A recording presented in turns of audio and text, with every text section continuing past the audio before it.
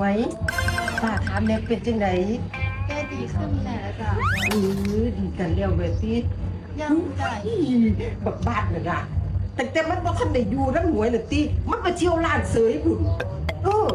ผู้สาวมันบ่อึด ยายอยู่บ้านบ่จริงเหรออยู่เป็นหยังแน่น บ้านฝากเงินมาให้ไว้ซื้อน้ำปูน้ำปลาสันดอก เอาติ